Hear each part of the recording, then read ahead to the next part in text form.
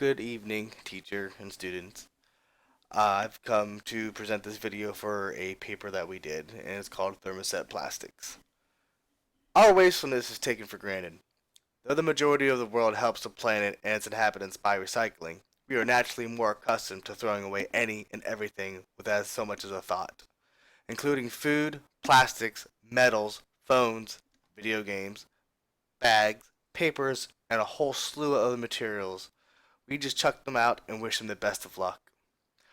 Thermoset plastics are a major offender.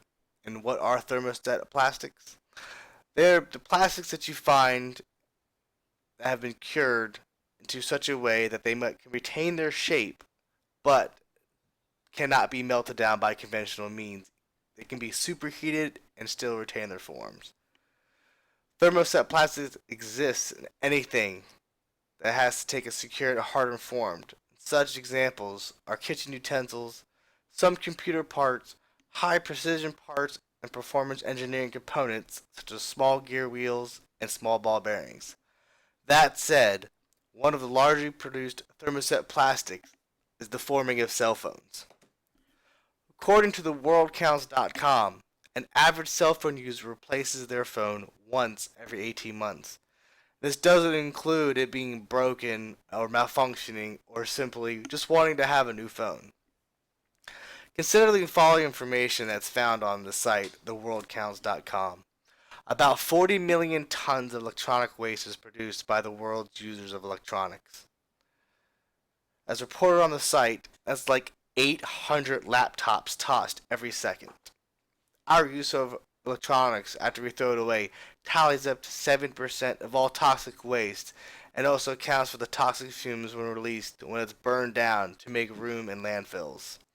And this is just for electronics. This isn't waste produced by other things such as the kitchen utensils I mentioned earlier or anything else that takes form through thermoset plastics and can't be burned down.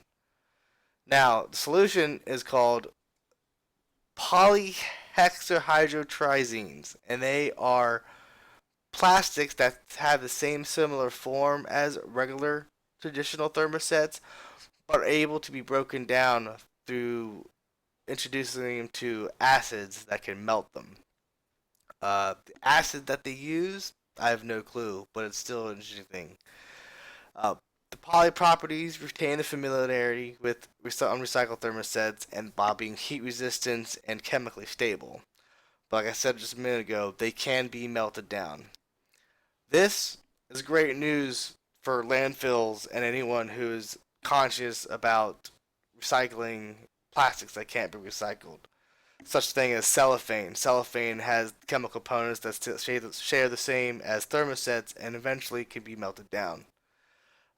This is great, in my opinion, for generations to come because we're so obsessed with creating new technologies but not thinking about how we're going to dispose of them.